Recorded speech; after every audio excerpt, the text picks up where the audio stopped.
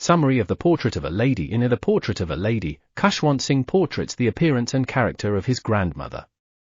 He narrates the bond between the grandmother and himself.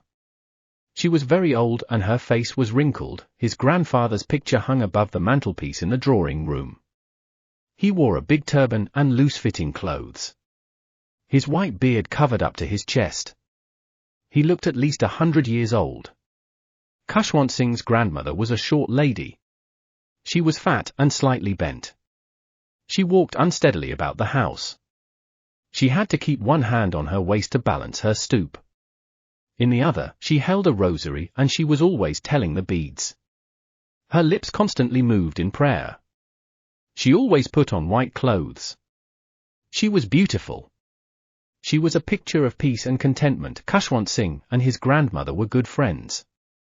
His parents left him with her in the village and went to live in the city. She took good care of him. She used to wake him up in the morning. She got him ready for the school. She said her morning prayer in sing-song manner. She hoped that he would learn it by heart. He liked her voice but never bothered to learn it. Then she would fetch his wooden slate. She had already washed it and plastered it with yellow chalk. She would take an earthen ink pot and a reed pen. She would tie them in a bundle and hand it to him. She gave him a thick stale chapati with little butter and sugar spread on it for his breakfast. She carried several stale chapatis with her for the village dogs. His grandmother always went to school with him because school was attached to the temple.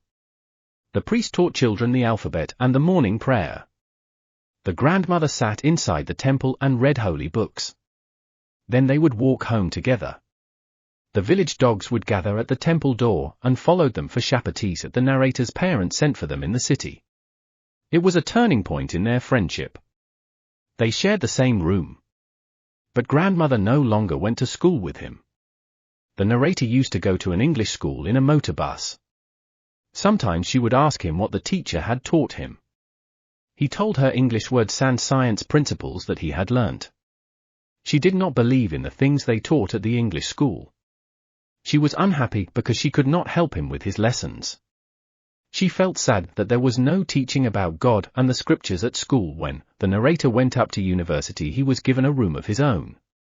The common link of friendship was broken. The grandmother accepted her loneliness quietly.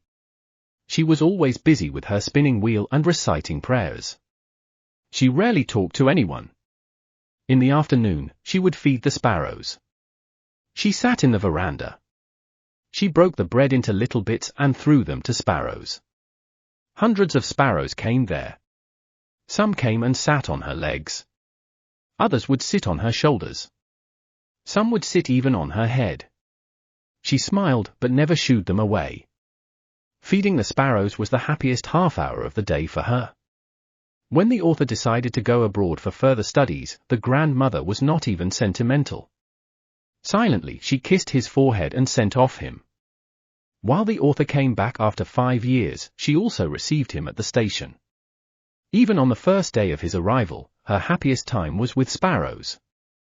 At last, when the grandmother was dead, the sparrows did not take bread crumbs thrown by the author's mother.